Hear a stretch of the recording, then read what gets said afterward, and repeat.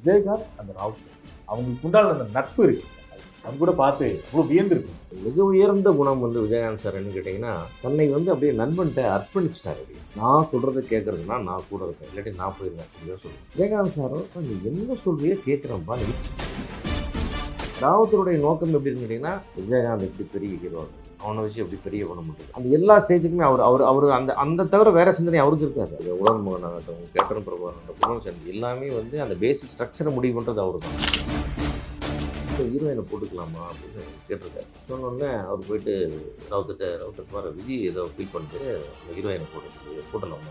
அதான் கிடைக்கிறாங்க, நீங்கள் போட்டு கொடுங்க. அவங்க அவ்வளோ காசுலாம் கொடுத்து போடாதீங்க, நம்ம படம் எடுக்கிறதுக்கு செலவு பண்ணுவோம். விஜயகாந்த் பக்கம் தான் தேட்டருக்கு வருது ஜனம். விஜய் ராவுத்தர் வேணாண்டாண்ணா அப்படின்னு விட்டுருங்க. அந்த வேகத்தை எப்படி காட்டுவாருன்னு கேட்டிங்கன்னா, இவர் என்ன பண்ணுறாருன்னா, அந்த உலகமான கொண்டு வந்து ஒரு தீபாவளிக்கு நாயகனும் மனிதனும் வரும்போது நடுவில் கொண்டாந்து வைக்கிறார். உலகம் 2 சூப்பர் ஸ்டார் நடுவில் வந்து விஜய் ஜெயிக்கணும், அண்ணன் ஜெயிக்கணும்டா, அங்கே தான் ரிலீஸ்.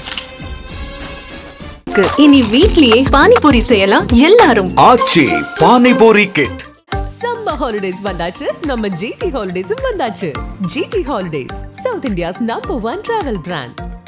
பிரியாணின்னு நினைச்சா அது நம்ம தொப்பி வாப்பா பிரியாணி தான். வேர்ல்ட் கிளாஸ் டேஸ்ட், உலகத்தரம் வாய்ந்த சுவையில் உன்னதமான பங்களிப்பு. விஜயகாந்த் அந்த ராவுத் அவங்களுக்கு உண்டான அந்த நட்பு இருக்கு இல்லையா, அது நீங்கள் கண் கூட பார்த்து அவ்வளோ வியந்திருப்பீங்க. அதான் சொன்னேன். அது வந்து நீங்கள் சொன்ன அந்த அது வந்து ஒரு தனி சப்ஜெக்ட். அது விஜயகாந்த் ராவுத்தர்ன்றதில்ல, ஒரு 2 மணி நேரம் பேசக்கூடிய ஒரு பெரிய சப்ஜெக்ட் அது. ஏன்னா நீங்கள் வந்து இந்த நம்ம வந்து மகாபாரத கர்ணன் துரியோதன நட்பெல்லாம் பேசுவோம்ல, அதையெல்லாம் தாண்டி காவியங்கள் எல்லாம் தாண்டி ஒரு பிரமாதமான ஒரு நட்பு. இது வந்து என்னோட வயசுக்கு நான் வாழ்ந்த வாழ்க்கை முறைக்கு இப்படி ஒரு நட்பு நான் பார்த்ததும் இல்லை, கேள்விப்பட்டதும் இல்லை. ஓகே, இப்போ வரைக்கும் அது ஒரு ஸ்டேஜ் வரைக்கும். ஓகே, அந்த நட்பு தான் வந்து அந்த அந்த அந்த உயரத்துக்கு 2 பேரையுமே கொண்டு வந்துச்சு. அந்த நட்பு என்ன பண்ணிச்சுன்னா, அவரையும் எங்கேயோ தூக்கிட்டு வந்து இவரையும் எங்கேயோ தூக்கிட்டு வந்துச்சு. அந்த ரெண்டு பேருக்குமே ஒரு பெரிய செட்பேக்குன்றது, அந்த 2 பேர் நட்பும் பிரிஞ்சது 2 பேருக்குமே செட்பேக்கு. அதில் வந்து ஒரு மிக உயர்ந்த குணம் வந்து விஜயகாந்த் சார் என்ன கேட்டிங்கன்னா, தன்னை வந்து அப்படியே நண்பன்ட்ட அர்ப்பணிச்சிட்டார். அப்படியே ஓகே. ராவுத்தர் சார் வந்து அவர் ஒரு டிக்டேட்டர், அவர் ஒரு ரூலர் மாதிரி. அவர் எல்லாத்தையும் அவர் எடுத்து பேர்லேயே இருக்கு சார். ஆமாம், அதான் அப்படிதான் இருப்பார். Is ruler. அவர் வந்து நான் சொல்கிறதா நீ கேட்கணும், அப்படி தான் இருப்பார். நீ என்ன சொல்லணும் நான் கேட்குறப்போ, அப்படி தான் இருப்பார் விஜயகாந்த் சார். அதாவது இந்த நட்பு எப்படின்னு கேட்டிங்கன்னா, அவர் வந்து ரூலர். ஓகே, ராவுத்தர் நான் சொல்கிறத கேட்குறதுனா நான் கூட இருப்பேன், இல்லாட்டி நான் போயிடுவேன் அப்படிதான் சொல்லுவேன். விஜயகாந்த் சார். ஆமாம். ஓ, அவரும் விஜயகாந்த் சாரும், நீ என்ன சொல்கிறியோ கேட்குறேன்ப்பா, நீ என்னைக்குப்பா மறுபேச்சு பேசியிருக்கேன், இதுதான் இவர் சார். அவர் வந்து அப்படியே ஒரு பொமரேனியன் டாக் அவர்கிட்ட. அவர் ஆனால் ராவுத்தருடைய நோக்கம் எப்படின்னு கேட்டிங்கன்னா, விஜயகாந்த் எப்படி பெரிய ஹீரோ ஆகுறது, அவனை வச்சு எப்படி பெரிய பண்ண பண்ணுறது, அவனை வச்சு எப்படி பெருசாக பண்ணுறது, அவனை என்ன பண்ணணும், அவனை எப்படி இருக்கலாம், அந்த எல்லா ஸ்டேஜுக்குமே அவர் அந்த தவிர வேற சிந்தனை அவருக்கு இருக்காது. அதனால் என்ன பண்ணால் அந்த ரைட்டு இப்போ மொத்தவங்க எப்படின்னா, அப்போ நம்ம செய்யலாமான்னு கேட்டு செய்யவில்லை, அப்படி செய்ய மாட்டார். செஞ்சுட்டு சொல்லுவார், விஜய் அந்த படம் கமிட் பண்ணிட்டேன்ப்பா, இந்த டேரக்டருக்கு சொல்லிட்டேன்ப்பா, சரிப்பா விஜயகாந்த் சார். ஓகே, நெவர் செய்யணும். சரி, இதுதான் சொன்னேன். இந்த சினிமாவில் நாமளும் எத்தனையோ வந்து நண்பர்கள், ஒருத்தர் ஹீரோ ஆகிருப்பார், நண்பர் கூடவே இருந்திருப்பார், ப்ரொடியூசர் இருந்திருப்பாரு, நிறைய ஹீரோ கூடவே ட்ராவல் பண்ண ப்ரொடியூசர்ஸ் இருப்பாங்க, கூடவே இருந்த பிரதர்ஸ் இருப்பாங்க. நான் உங்களுக்கு யாருக்குமே வந்து இந்த மாதிரி ஒரு இருந்து நீங்கள் உலகத்திலே பார்க்க முடியாது. எதுவாக இருந்தாலும் அவர் தான் முடிவு பண்ணுவார். ரொம்ப சிம்பிள். வந்து ஒரு படம் பஞ்சு சார் படத்துக்கு வந்து சொல்லிட்டு இவர் வந்து ஏன்னா விஜயகாந்த் சாரும் பெருசாக வந்து எனக்கு இது வேணும் அது வேணும்லாம் எதுவுமே கேட்க மாட்டார். அப்புறம் இந்த மற்ற ஹீரோக்கெலாம் பெரிய பெரிய ஹீரோயினோட நடிச்சிட்டு இருக்கும்போது சின்னதாக ஒரு ஹீரோ ஒரு சின்னதாக வரும்ல ஒரு எண்ணம். நாமளும் அந்த மாதிரி ஒரு பெரிய ஹீரோயினோட இவர் வந்து எல்லாமே இவர் வந்து ஒரு பட்ஜெட் இப்போ இந்த லெவல்லே போயிட்டு இருப்பாங்க. ஒரு புதுசோரம் வருது, அந்த படம் போட்டுக்கலாம், அதை வச்சு எடுக்கலாம் அப்படின்னு வரும்போது அவன் சம்பளம் கொஞ்சம் மற்றவங்கலாம் 10 ரூபா 20 ரூபா கேட்குறான் அந்த காலத்தில். அப்படி சொல்லும் பொழுது விஜயகாந்த் சார் எதையும் இன்சிஸ்ட் பண்ண மாட்டார். சரி, அது பேசும்போது ஒரு வார்த்தை சொல்லியிருக்காரு, இந்த ஹீரோயினை போட்டுக்கலாமா அப்படின்னு கேட்டிருக்காரு. சரிங்க விஜய் பண்ணிக்கலாம். ஏன்னா இவர் தொடர்ந்து 3-4 ஹீரோயின் தான் மாறி வந்துக்கிட்டே இருப்பாங்க. அந்த புதுசாக வர்றவங்க கொஞ்சம் எங்கே வர்றவங்க, அது கொஞ்சம் காஸ்ட்லியாக இருக்கிறவங்க இவர் கொஞ்சம் இவரும் இன்சிஸ்ட் பண்ணல. இவர் இன்சிஸ்ட் பண்ணால் யாரும் வேணால் போட்டுருவாங்க, இவர் தான் பண்ண மாட்டார். விஜயகாந்த் சார் பண்ண மாட்டார். அதையும் இவர் ஒரு வார்த்தை சொல்லிட்டார் பஞ்சு சார். சொன்னோடனே அவர் போயிட்டு ரவுத்தர் பாரு விஜய் ஏதோ ஃபீல் பண்ணுது அந்த ஹீரோயினை போட்ட சொல்லி போட்டலாம் அடே அவன் கிடக்குறான் நீங்கள் போட்டு கொடுங்க அவங்க அவ்வளோ காசுலாம் கொடுத்து போடாதீங்க நம்ம படம் எடுக்கிறதுக்கு செலவு பண்ணுவோம். விஜயகாந்த் பக்கம் தான் தேட்டருக்கு வருது ஜனம், கூட யார் நடிக்கிறான்னு பார்க்கலாம் வரல. இது ரவுத்தர் ஸ்டாண்டு அந்த கான்ஃபிடென்ட்ல ஓகே வந்துருக்கு. Okay okay. அது தூரம் ஹீரோயின் வேணும் அவ்வளோதானே, அவ்வளோதான் விட்டுருங்க. அது அந்த அவ்வளோலாம் செலவு பண்ணக்கூடாது. நம்ம அதுக்கு 2 ஃபைட்டை சேர்த்து எடுப்போம், நல்ல விளம்பரத்தை பண்ணுவோம், நல்ல படம் பண்ணுவோம். அவன் கிடக்குறான் நான் சொல்லிக்கிறீங்க அதெல்லாம் பேசிடாதீங்க. என்ன பஞ்சு சாப்பிட்டு விஜய் ரவுத்தர் வேணாண்டாண்ணா அப்படின்னு விட்டுருங்க. அவ்வளோதான் சார். இது இங்கே பார்க்குறதுன்னு கேட்டேன். சரி ரொம்ப rare sir. நான் ஆக்சுவலாக வந்து இவ்வளோ இந்த இடத்துல இருந்து ட்ரிகர் பண்ணி நீங்கள் கேட்டீங்க. ஆனால் நான் சொன்னேன் இதுவரைக்கும் நான் எந்த இன்டர்வியூ இந்த எபிசோட சொல்ல சார் எனக்கு ஏன் சொல்ல இல்லை அது ஏன்னா எனக்கு நான் இதுக்கு முன்னாடி ஒரு ப்ரொடியூசர் நான் இன்டர்வியூ பண்ணியிருக்கேன். அவர் ஒரு விஷயம் சொன்னார், நான் சிம்பிளாக தான் சொன்னார், அந்த நட்பை பற்றி நீங்கள் தெரிஞ்சுக்கணுன்னா ஒரு கரெக்டான பர்சன் நீங்கள் கேட்கணும்னாரு. எனக்கு ரொம்ப நாள் அதனால தான் ஃபாலோ பண்ணி உங்களை நான் பிடிச்சோம். ஆமாம் ரொம்ப ஃபாலோ பண்ணிங்கனாலும் அதாவது எப்படின்னா வேறன்றாரு இவ்வளோதான். அதாவது அவருக்கு என்னடா அது விஜயகாந்த் இந்த ஹீரோயினை கேட்டார், ரொம்ப பட்ஜெட் அதிகம், இவ்வளோ காஸ்ட்லியான ஹீரோயினை சொல்லிவிட்டாரு, நமக்கு ஒர்க் அவுட். அன்றைக்கெல்லாம் வந்து சார் அன்றைக்கெல்லாம் வந்து பேப்பரில் எழுதி வச்சு படம் எடுப்போம். படம் ₹1 1.20 பிஸ்னஸ், ஓகே ₹2 2.40 பிஸ்னஸ் வந்து அது 10% 20% டிஃப்ரென்ஸில் அந்த வியாபாரம் நடக்கும். அப்படியே எடுத்துகிட்டு இருப்போம். எங்கேயாவது பட்ஜெட் இருந்துச்சுன்னா டக்குன்னு இடிச்சிடும். ஏன்னா பெரிய லாபம் வச்சு விற்க மாட்டாங்க. அன்றைக்கெல்லாம் வந்து எல்லாம் அவுட் ரேட் தான், எல்லாம் பூஜை அன்றைக்கி எல்லாம் எரையும் விற்றுரும். அன்றைக்கே டேபிள் எழுதிக்கலாம் எவ்வளோக்குள்ள செலவு பண்ணோம்னா அந்த செலவு அதிகமாக அந்த லாபம் குறைஞ்சிட்டே வரும். இப்போ இருக்கிற மாதிரி பிரித்து பண்ணுறதா இல்லை ஓடிடி அதெல்லாம் கிடையாது. அப்போ எதுவுமே கிடையாது, வெறுமனே இதுதான் தமிழ்நாடு தேட்டர் மட்டும்தான், வேறு எதுவுமே கிடையாது. அதனால் வந்து ஒரு டக்குன்னு என்ன இவருக்கு ஒரு சம்பளம் பேசிட்டாங்க இல்லையா, இந்த சம்பளத்துக்கு இவ்வளோ வியாபாரம் ஆகும், அந்த வியாபாரத்துக்கு ஒரு படம் ஒரு படத்துக்கு இவ்வளோ ஃபைட் வைக்கணும், இது எல்லாத்தையும் முடிவு பண்ணிட்டாங்க. இப்போ இந்த ஹீரோயின் மேட்டரில் ₹10 லட்சம் குடிச்சு தான் இடிக்குமே அப்படின்னு அவர் யோசிக்கிறாரு. ஓகே ராவத்தர் வேணான்ட்டார், இவரும் வேணான்ட்டார், வேலை முடிஞ்சு போச்சு. இதுவே நீங்கள் வேறு ஹீரோவாக இருந்தீங்கன்னா நீங்கள் வேறு வழியிலும் அதை போட்டுட்டு அந்த அந்த அந்த அந்த ₹10 லட்சம் எங்கேயாவது இடிக்க முடியும், அது படத்துக்கு இது ஆபத்து, படத்துக்கு ஆகுது. அந்த மாதிரி வந்து அந்த சாய்ஸ்லாம் விஜயகாந்த் சாருக்கு அவர் கொடுக்கவே மாட்டார். அதாவது இந்த படம் எடுக்கும்போது எனக்கு இதை பண்ணிக்கிறேன், ஒரு ஃபைட் பண்ணிக்கிறது, அந்த உள்ளுக்குள்ளே டெக்னிக்கலாக போகிறதெல்லாம் விஜயகாந்த் சார் அந்த யூனிட்டோட ட்ராவல் பண்ண அதுலாம் ஒரு ராவத்தர் வரவே மாட்டார். அந்த இதுதான் படம் அப்படி ஃப்ரேம் ஃபிக்ஸ் பண்ணுறாங்க இல்லைங்களா, அதை வந்து அவர் வந்து இவர்கிட்டலாம் கன்சல்ட்டே பண்ண மாட்டார், எல்லாம் பண்ணி முடிச்சுட்டு சொல்லுவார். ஓகே ஓகே ஓகே இது நல்லா இருக்கும்பா, இந்த மாதிரி இந்த கதை கேட்டேன், இந்த கதை நல்லா இருக்குது, அது நீ கதையை கேட்டு பண்ணிடலாம் பாரு, கதை கீழே உனக்கு பிடிச்சா பண்ணலான்னு சொல்ல மாட்டார், கதையை கீழே பண்ணிடலான்னு சொல்லுவார். இப்போ நீங்கள் வந்து சார் நீங்கள் எந்த உடன்மகன் ஆகட்டும், கேப்டன் பிரபாகரன், புலன் சேர்ந்து எல்லாமே வந்து அந்த பேசிக் ஸ்ட்ரக்சரை முடிவு பண்ணுறது அவர் தான். இல்லை அதான் கேட்க வந்தது, அது ஸ்டார்டிங்கில் கேட்டு ஓகே இது பண்ணி ஃபிக்ஸ் பண்ணது ராவுத்தர் சார். ஆனால் அவர் என்ன அவர் என்ன அபிராயம் என்ன சொன்னால் அப்படிம்பாரு, ஓகேன்றார், சரி அப்படின்னா ஓகே. அதுதான் அதில் இருக்கிற அழகு. நட்புனா இது இந்த மாதிரி நட்பு நீங்கள் கேள்விப்பட்டிருக்க மாட்டேங்க. அது சார் இது வந்து எப்போ தெரியுங்களா, ஒரு 100வது படம் புலன் விசாரணை நடிக்கும்போது கூட அதே தான் கண்டிஷன். புலன் விசாரணை படம் பார்த்துட்டு ராவத்தர் வந்து டபுள் ஃபர்ஸ்ட் பார்த்துட்டு வந்து உட்காந்து எல்லாரையும் டீமுக்கு வர வச்சு இதை எப்படி இம்ப்ரூவ் பண்ணலாம் அண்ணனுக்கு அப்போ வச்சு 11 படம் ஃப்ளாப் ஆகுது விஜயகாந்த் சார், தொடர்ந்து 11 படம் ஃபெயிலியர்.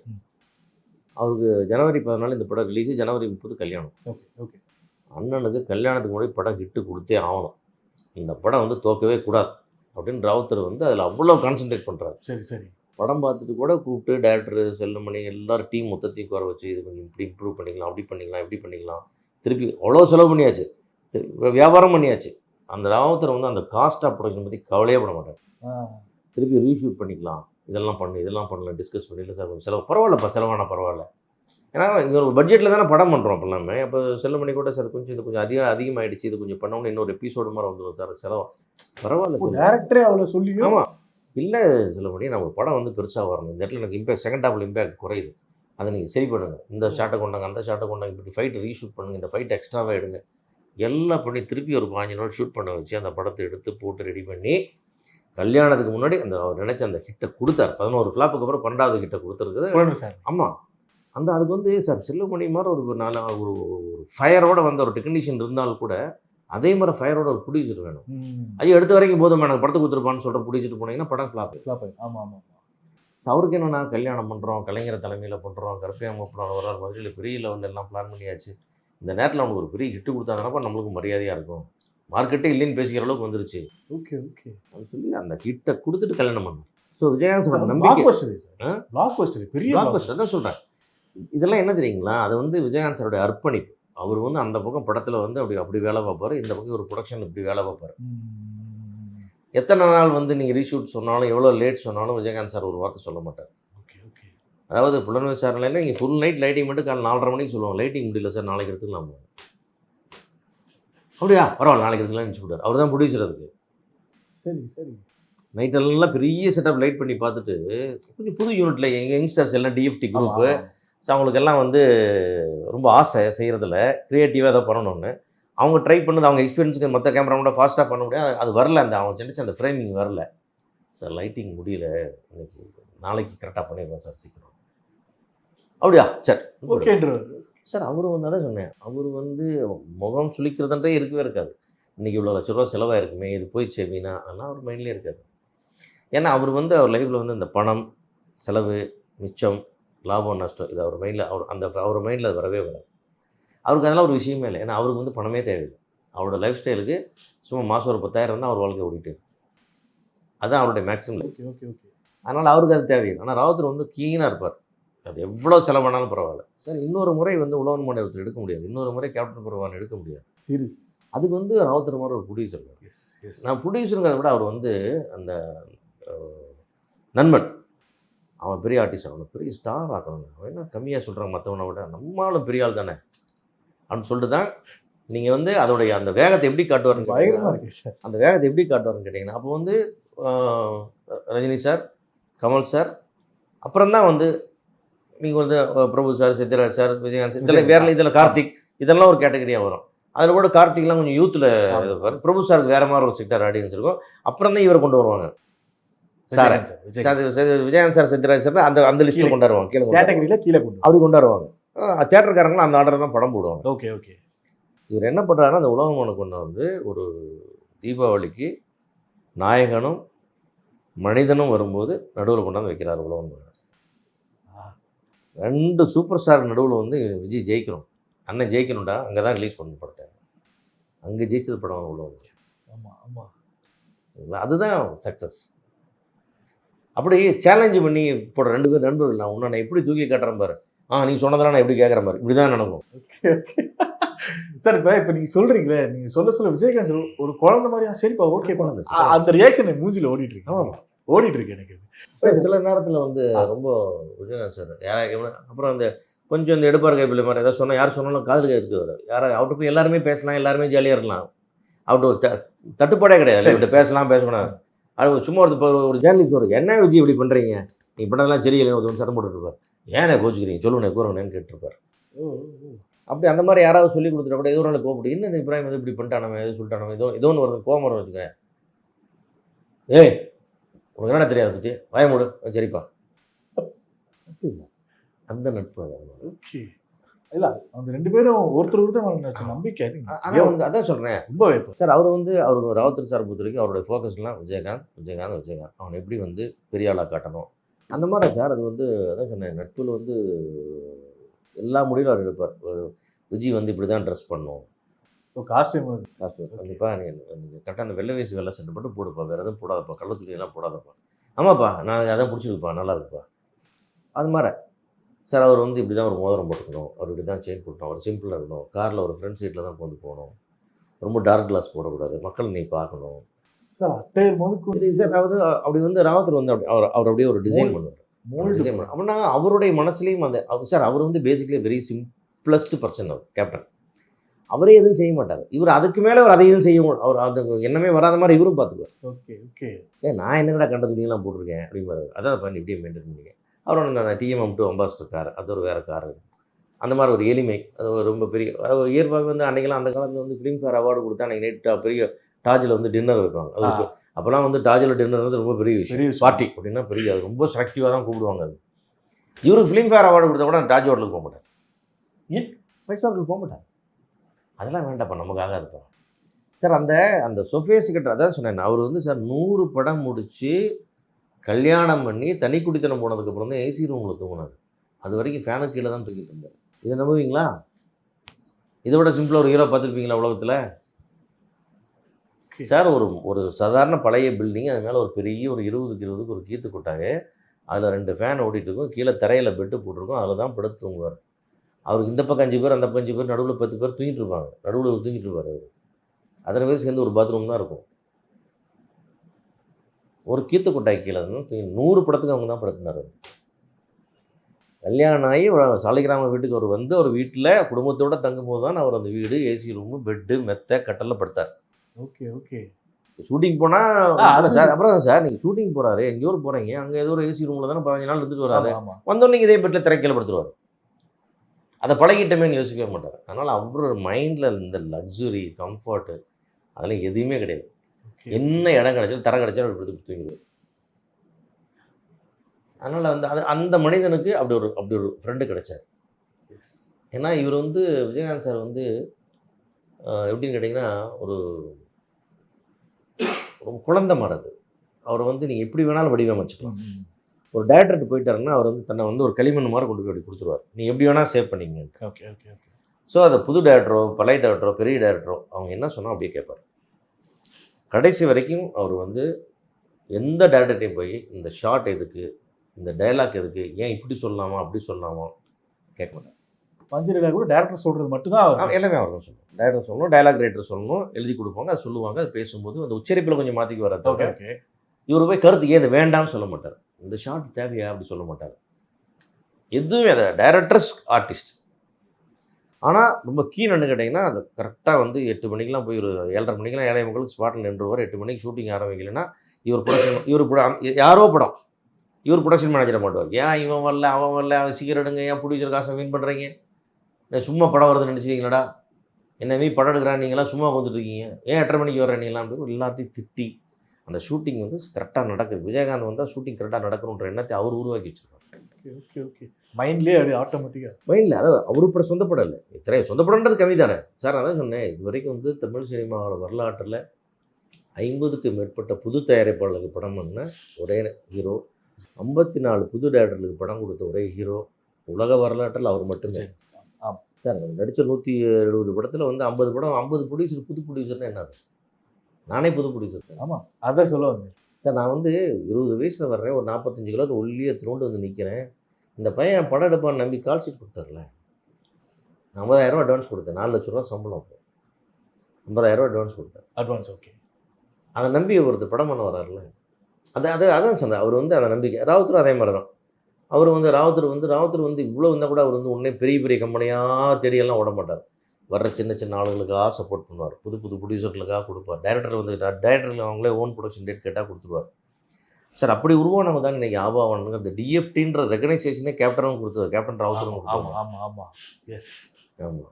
அந்த 2 பேர் இல்லைன்னு வச்சுக்கங்களேன், பூமி ஒலிகள் வந்து வெளியே வர்றதுக்கு காரணம் வந்து கேப்டன் இல்லைன்னா வந்திருக்காது, படமே வந்திருக்காது. நான் கேள்விப்பட்டேன், படமே வந்திருக்காது. அந்த மாதிரி ஒரு டிஎஃப்டி அப்படின்றது ஒரு அப்படின்னா அதில் வந்து இன்றைக்கி ஒரு 50 டேட் வந்து அந்த 50 பேர்த்துடைய காரணம் அடிப்படையாக வந்து கேப்டனும் ராவுத்தர் இருந்தாங்க. அதனால் சார் ப்ரொடக்ஷன் எடுத்துட்டிங்கன்னா வந்து அதில் வந்து ராவுத்தர் இல்லாமல் அது இல்லவே இல்லை. அதே மாதிரி வந்து சிம்பிளிசிட்டி, இமேஜ், மேனேஜ்மெண்ட்டு கொடுக்குறது. அப்புறம் வந்து சார் நீங்கள் வந்து ராவுத்தர் சொல்லலாம், இப்போ இந்த வாட்டி பிறந்தநாள் வருதுப்பா, நம்ம ஒரு 5 லட்ச ரூபா செலவு பண்ணி இதெல்லாம் பண்ணிடலாம்ப்பா அப்படின்னு சொன்னால் அது சரின்னு சொல்லிட்டு ஒரு மனசு வேணும்ல. 15 லட்சம் அவன் அப்போவே பர்த்டேக்கு என்ன பண்ணுவாங்க சார்? தமிழ்நாடு பூரா எல்லாம் கூட்டம் வரும். வர எல்லாத்துக்கும் சாப்பாடு, ஒரு 100 தையல் மிஷின், 100 சைக்கிள், இந்த மாதிரி உதவிகள், நலத்திட்ட உதவிகள், இல்லை அந்த அனாதை இல்லங்களுக்கெல்லாம் காசு, சாப்பாடு, இப்படி போட்டு பயங்கரமாக பண்ணுவாங்க. ஓகே.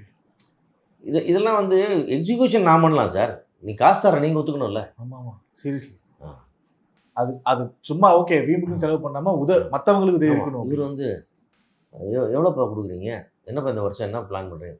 இல்லைப்பா இந்த மாதிரி அந்த ஊனமுற்றவர்களுக்கு ஒரு 100 சைக்கிள், இந்த தையல் மிஷின் ஒரு 250 மாதிரி பண்ணேன். எவ்வளோ வந்து சேர்த்து கொடுங்களேப்பா, நிறைய பேர் கேட்பாங்களே. அதுதான் இவராக இருப்பார்.